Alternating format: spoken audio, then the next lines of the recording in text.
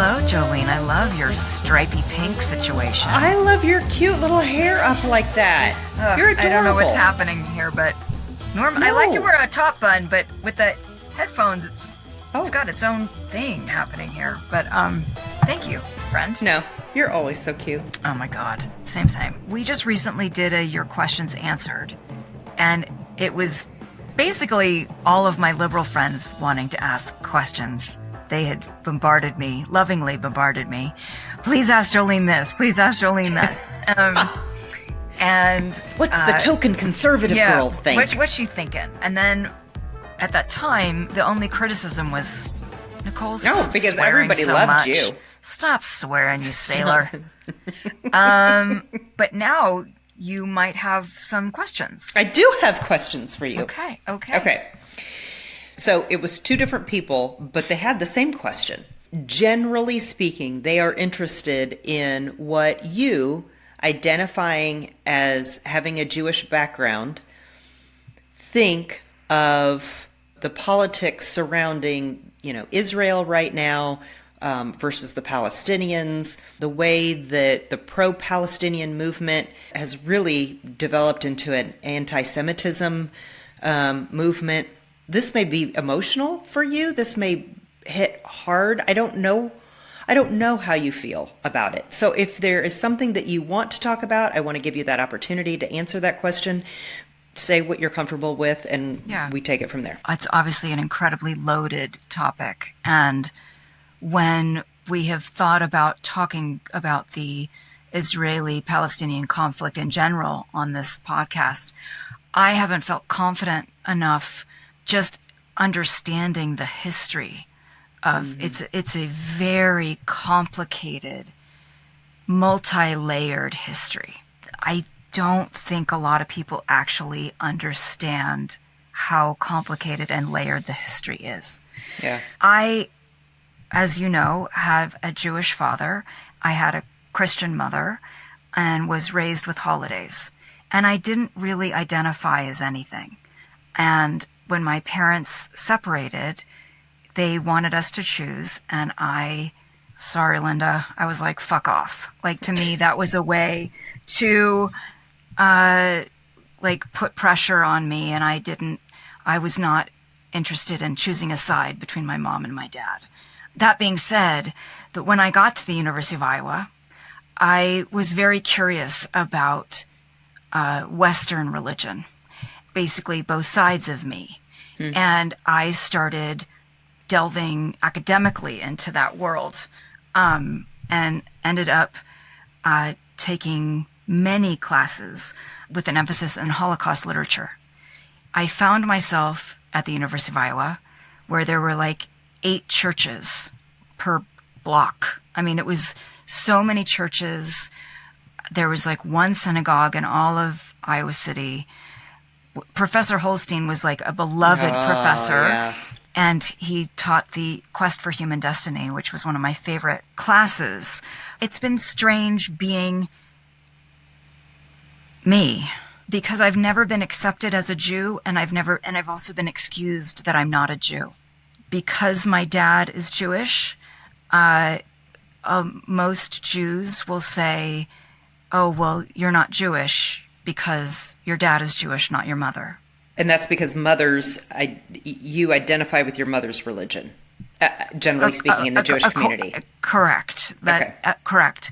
Which I always felt well, if I was in the Holocaust, I'd be dead too, but I wouldn't be accepted. I'm not accepted necessarily in the Jewish community. And then I felt myself in the late 80s and early 90s at the University of Iowa, there was antisemitism, and I felt myself become Jewish. I wasn't, but I felt that I needed to defend my people, or half of my people. And then there would also be this thing of people that were anti-Semitic, they might say something anti-Semitic, and I'd say, "Oh, well, my dad's Jewish," and then they go, "Oh, you're not really Jewish."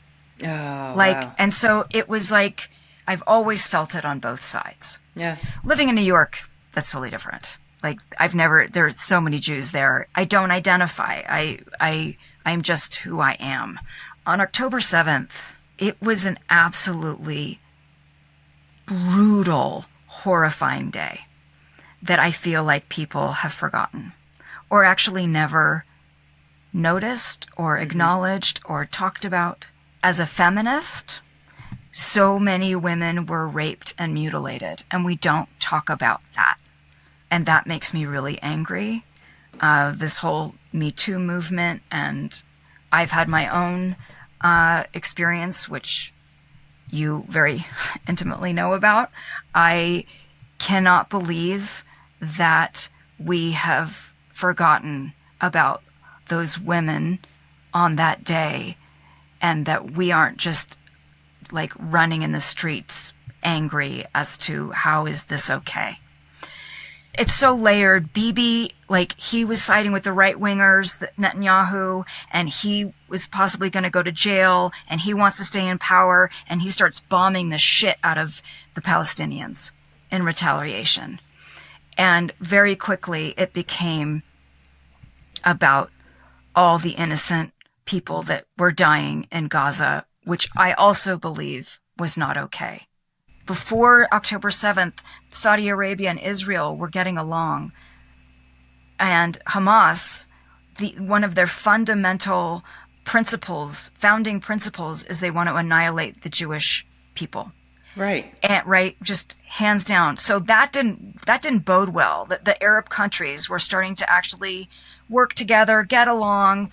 Hey, the Israelis, okay. And then Hamas comes in, creates this massacre.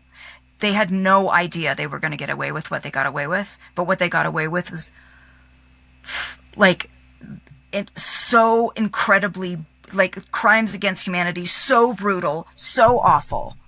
And then I believe that Bibi, in order to stay in power, in order to appease the right-wing government in Israel that was starting to have power, we have to just annihilate the Palestinian people because Hamas hides within.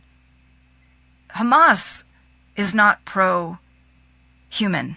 They don't care about anybody. No matter what the Palestinians say, no matter what, like, they don't care. And so when the students start uprising, as at one Columbia does, University. yes, as one does when you're young and you're learning about the world and you can't believe the injustice, they're seeing the horrible destruction of the Palestinian people and then blaming the Jews. And here's the other thing. When you're in college, you're also seeking and you want to belong and you want to be a part of something. And so I am not against the people protesting to say, hey, we need to do this a different way. But when they're also cultural appropriating and wearing scarves and covering masks, and they start disrupting classes and harassing Jewish students, what the fuck? Like, this is not going to help anybody solve anything. And Hamas is getting what they want. And I guess, like, Jews have been persecuted since the beginning of time. Jews aren't the only ones. I don't know if I've made myself clear. The destruction that's happened to the Palestinians is not okay to me. I am pro-human. But can't didn't believe Hamas need to be taken out? They aren't. I don't know how here's the thing, I don't know how you do it, because they don't care. Like, they are using their people. They don't care. How does one take them out when they're using human beings as shields? I agree with you, but I don't know how you do it. And they bank on you not knowing how to do it. Right?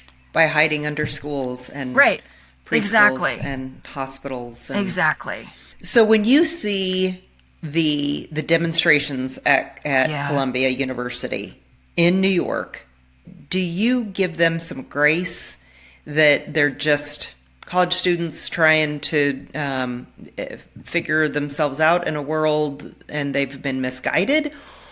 Or does it hurt you to the core that they are advocating for the death and destruction of Israel and Jewish people? I think both. I give them grace because I think they are starved to belong. They're starved to connect, and they're starved to believe in something. Where I don't give them grace is when because it happened in New York last summer.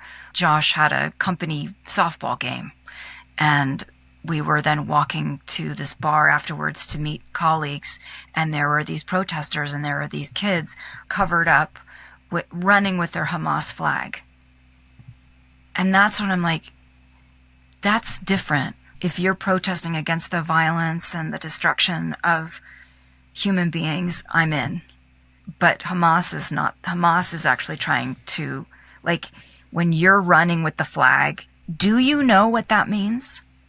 If you do know what that means, we've got a problem. Yeah. And you're like, go for it. Now, I believe in free speech, but Hamas is a terrorist group. Right. So how do you feel about the arrest of possible deportation of the mastermind behind the mastermind? That is right wing of the rhetoric Colombian. there. Well, I would say the mastermind of the Colombian protests. Wait, do you agree with that? Do you think it was? I mean, he's the leader of the protests at Columbia University. I mean, supposedly. I listened to Tangle today about it. It was a long conversation because that's what they do on Sundays. And, I am absolutely a believer in free speech.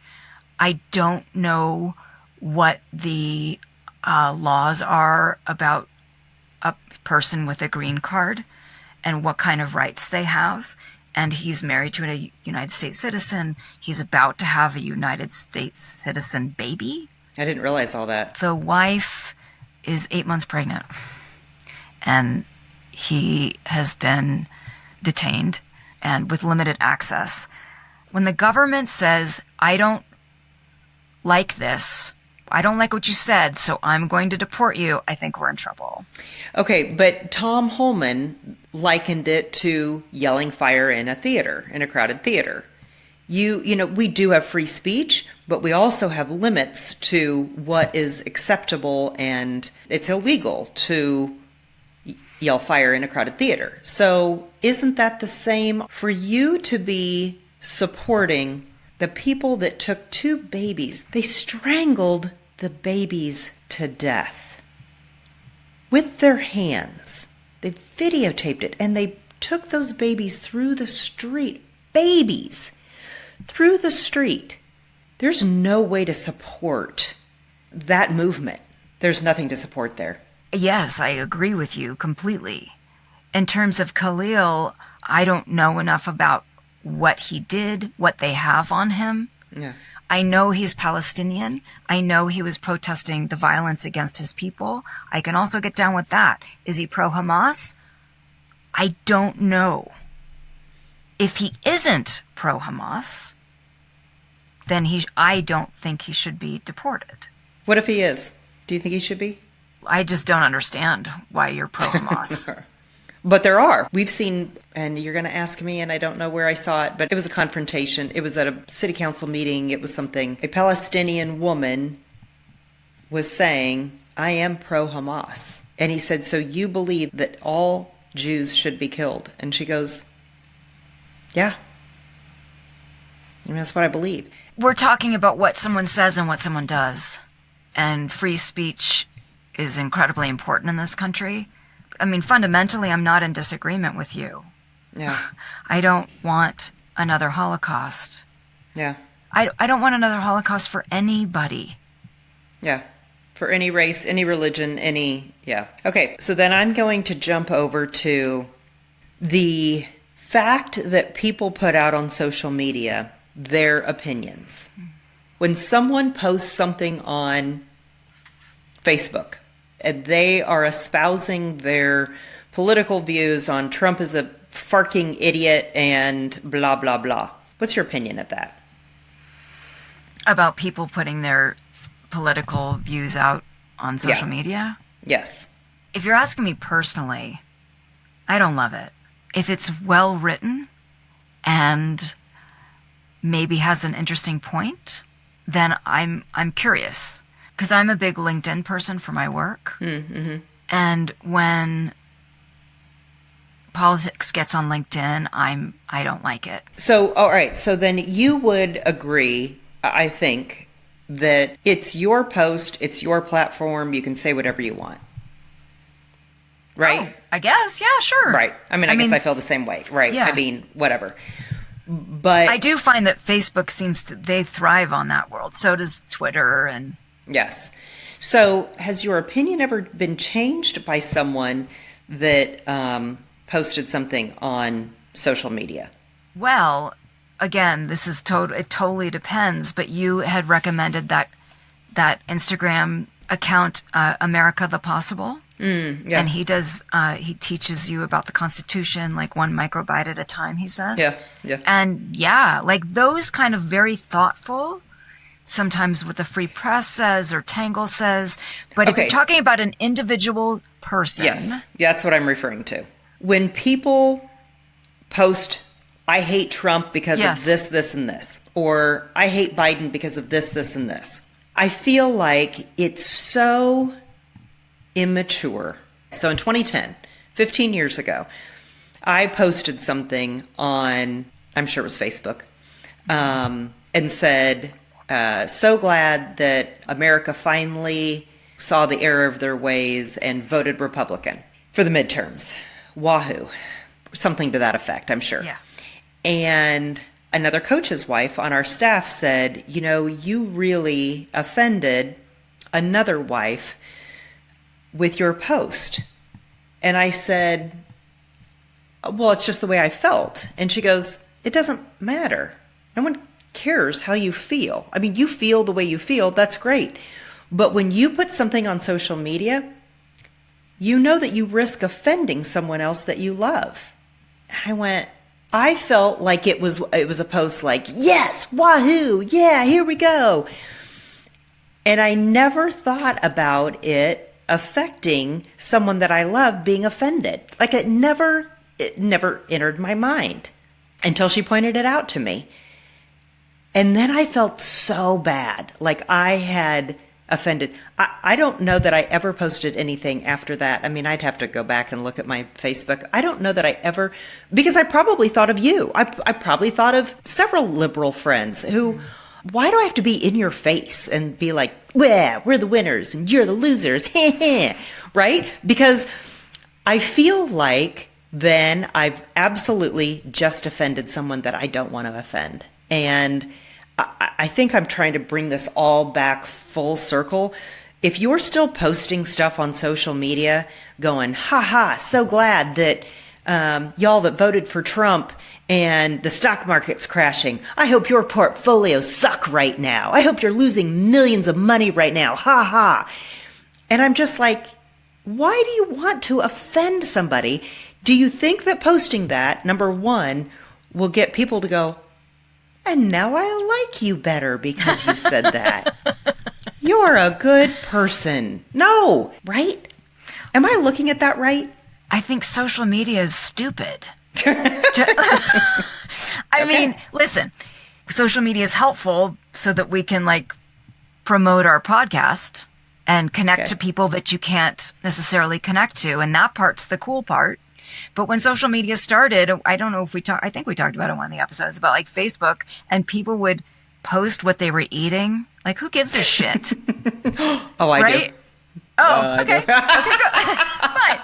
But like, it's become like, why do we fucking care about any of it? Like, Sorry, Linda. Like, why?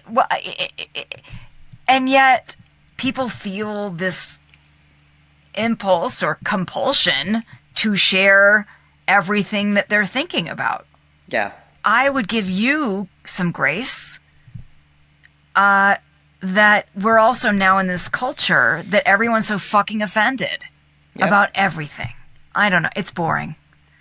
Toughen up. Well, and it's just I don't think it's productive, right? You're not solving for an issue. And you were having a moment of excitement for your future because the people that you believed in were voted in. It's your prerogative to do it again. Okay, she's offended. She could talk to you as like a grown-up and say, hey, can we talk about this? But I don't think it was that she was offended. She was really hurt because she had worked for Obama, and okay. I mean, she I think had a vested interest, and see. so I mean, I get. Yeah. I get. It wasn't that she was just offended. It was that she was genuinely hurt. And that someone that she loves, meaning me, I think, that I would say something so hurtful. Yeah.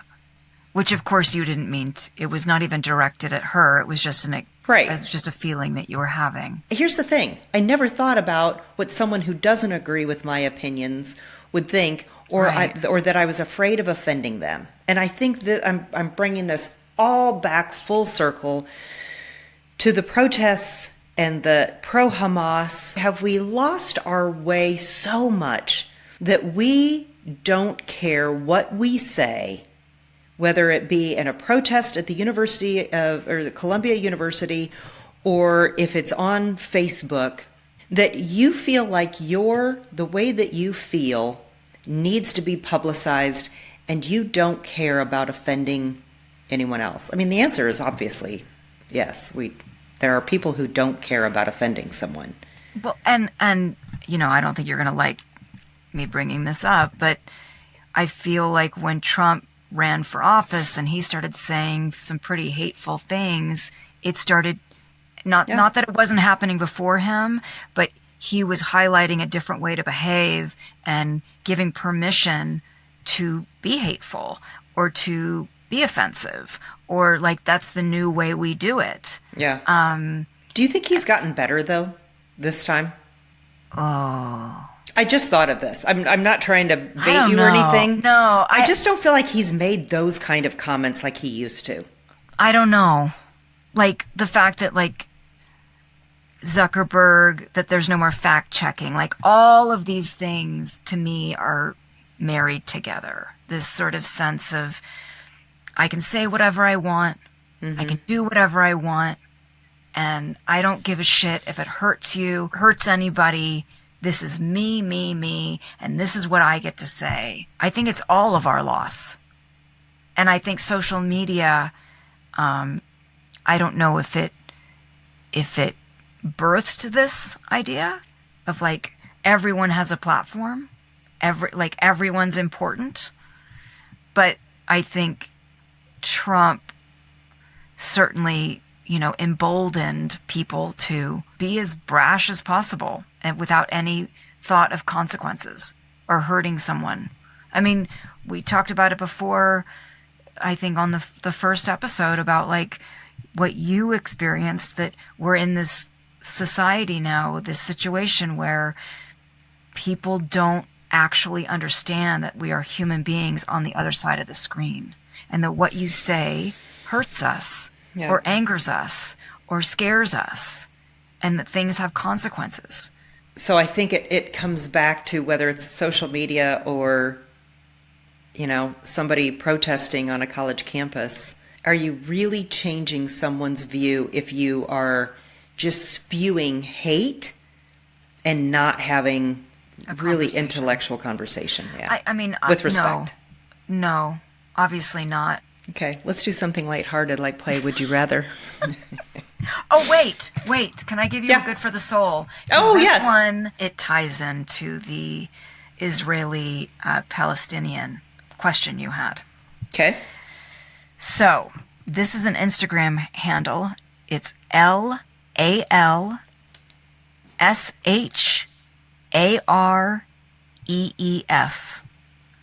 LALSHAREEFF. He is a Arab Muslim, and he's promoting peace through a love of languages and history. He posts in Arabic, English, and Hebrew. And he is so smart and knows what's what about what's going on over there. And he wants peace. And it's, I think, a really insightful, important account to follow so that we can all try to begin to understand what's really going on and see each side as human. I love this. You had sent me something. You had sent me the thing that they were sitting out on the wharf doing some stuff. Okay, but I'm just flipping through here now. Here's a post on March 5th, standing alongside an American Christian patriot like Mike Pompeo, a great man of faith. May God bless you forever for your work. That's awesome. He obviously is liked by a lot of different people. Yeah. Let's move on to Would You Rather. Would you rather vomit on your hero or have your hero vomit on you? Oh my God. Well, I would rather have my hero vomit on me because then that makes me in control. That gives me the upper hand. Girl, I'm totally with you. Totally with you. Because I'm like, maybe then we'd be friends. Right. I know. Then they're always good. And they'll always remember me. Yeah, they're like, oh I vomited on her. Girl that I threw up on. Yeah. Now she's my bestie. And you know what? And she still loved me. So. Yeah, there you go. Did you have a hero when you thought about the vomit question? No, you know who was in my mind was Tom Selleck. And I wouldn't call him a hero, but man, I still think he's hot at like 85 years old or whatever he is. Can you imagine his vomit stuck in his crusty mustache? Oh, and his mustache. I'd have to help him out with that. Well, you love helping out the oldies but the goodies. Old man. Yes, exactly. You just take a washcloth or something. I'd just clean him up. God. Okay. Yuck. Here's yours. Okay, ready? Yep. Would you rather go skiing completely naked in the snow skiing, or swim in the Hudson? Swim in the Hudson. Oh, seriously? The Hudson's gotten Isn't cleaner. the Hudson so gross? No. It's gotten much cleaner. There's been like a huge effort in the last, certainly I was going to say 10 years, where they've really cleaned up the Hudson. Really? Yes. Listen, I have my own body issues. I do not want to ski naked in front of anyone. Maybe it would be cold. Listen, maybe 10 years ago, but this menopausal situation, I do not want to go down the mountain naked. I'd be so cold too. Oh. Yeah. But so the Hudson, you would dive into the Hudson and I'd dive into the Hudson. Yes, ma'am. There you go. Okay, there you heard it. Yeah. Thank you, friend. I know this was deep. Well, so I also hope that obviously I monopolized this one because you were asking me the questions. This is my own experience, just like everything we're trying to do on this podcast. We're only giving our own experiences, and this is heavy. And being someone that is such an empath, speaking of not offending, I don't want to hurt anyone's feelings or offend anyone. But I also love that you've shed some light on someone who's not Jewish to understand, I think we all understand the Holocaust as being such a horrible, impactful time that we can't imagine anyone being anti-Semitic. Mm-hmm. So I don't know how you deal with that. I don't know. We got to get our shit together because we can't repeat this. And history repeats itself all the time. It's not just for the Jews. All this hate's not helping anybody. Yep. It really isn't. Amen to that. All right. I love you, my friend. I love you too. Thank you. Thank you. And thank you all. We'll talk to you soon.